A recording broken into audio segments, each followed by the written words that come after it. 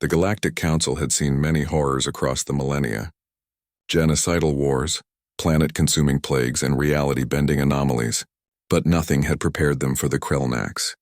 It arrived without warning in the Andromeda sector, a creature of impossible biology that defied every known law of nature.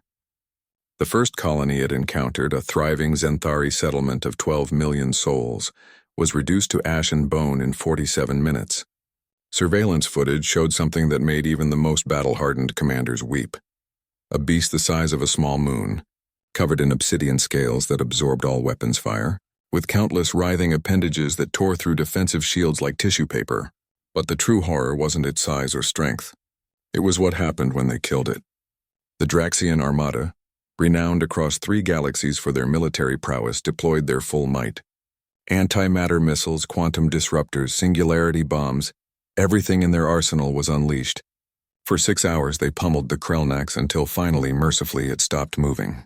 Its massive corpse drifted in the void, and celebration erupted across 1,000 worlds. The celebration lasted exactly 9 hours. The beast's body began to pulse with a sickly green luminescence.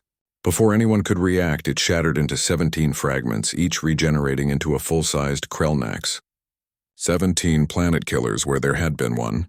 The Galactic Council watched in despair as their conventional warfare became their own executioner.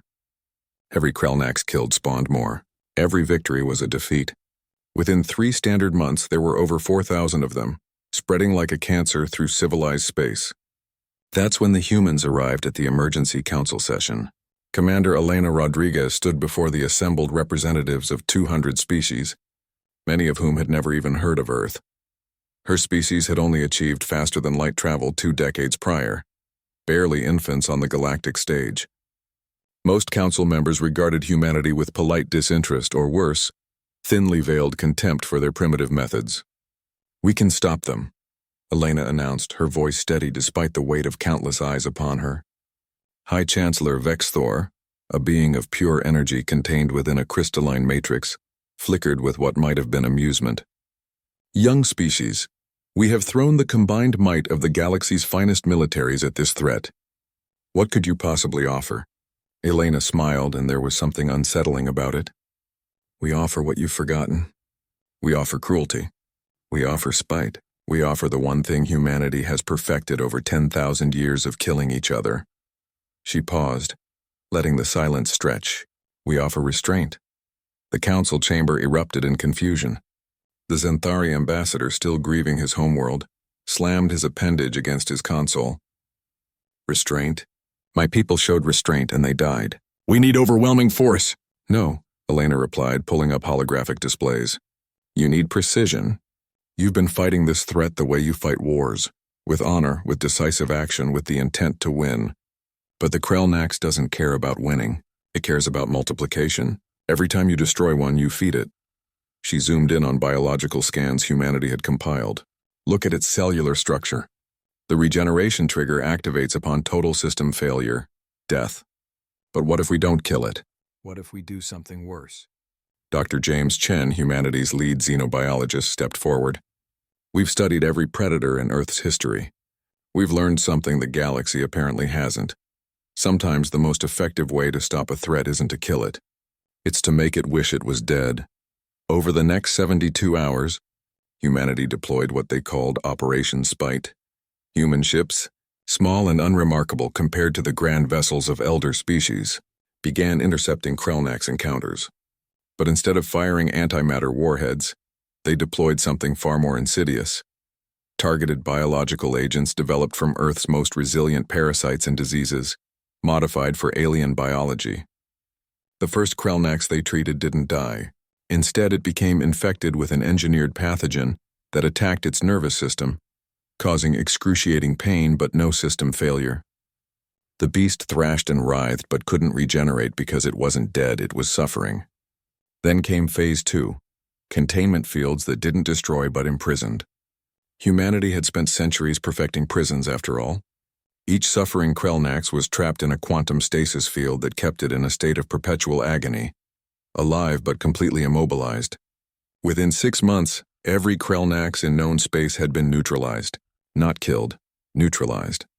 The Galactic Council reconvened, this time regarding humanity with a mixture of awe and genuine fear. High Chancellor Vexthor's voice carried a tremor. You left them alive. All of them. Suffering. Elena nodded, her expression unreadable. We've placed them in dimensional pockets where time passes differently. From their perspective, they've been in agony for thousands of years. From ours, it's been 6 months. But why? Asked the Zenthari ambassador, his voice barely a whisper. Why not just develop a way to kill them permanently? Because, Elena said, and now her smile was gone, replaced by something ancient and weary. We needed to send a message. Not to the Krellnaks. We don't think they're intelligent enough to understand. But to whatever spawned them. Whether it's natural evolution or some cosmic horror we haven't met yet. She gestured to the holographic displays showing thousands of Krellnaks, frozen in eternal torment. The message is this: humanity doesn't just survive. We don't just fight. When pushed, we become something darker than any nightmare you can imagine. We become patient. We become cruel. We become the thing that makes gods hesitate. Dr. Chen added quietly, Earth's history is written in blood and suffering. We've survived ice ages, plagues, world wars, and extinction events. We've tortured and been tortured. We've learned every horrible thing a sentient being can do to another, and we've catalogued it all, refined it, perfected it. What you call monstrous, Elena continued, we call Tuesday. What you call unthinkable, we call history. The Krellnaks couldn't be killed by your weapons because you were trying to win a war. But humanity doesn't fight to win.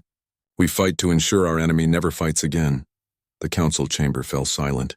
Finally, Vexthor spoke, his energy form dimming with something that might have been shame. We invited you to the council out of desperation. We expected you to fail. Instead, you've shown us that perhaps we've grown soft, civilized to the point of vulnerability. Elena's expression softened slightly. Civilization is beautiful. Hold on to it. Cherish it. But remember, if humanity is here, it means you have the luxury of being civilized. We'll be the monsters in the dark so you don't have to be. As the human delegation left the council chambers, ambassadors from hundreds of species watched them go, some with gratitude, some with respect, and some with the dawning realization that the galaxy's newest members might also be its most terrifying. In the depths of space, in dimensional pockets scattered across reality, the Krellnaks continued their eternal torment. And somewhere, somehow, the universe took note. Humanity had arrived, and they brought with them something far worse than death. They brought consequence.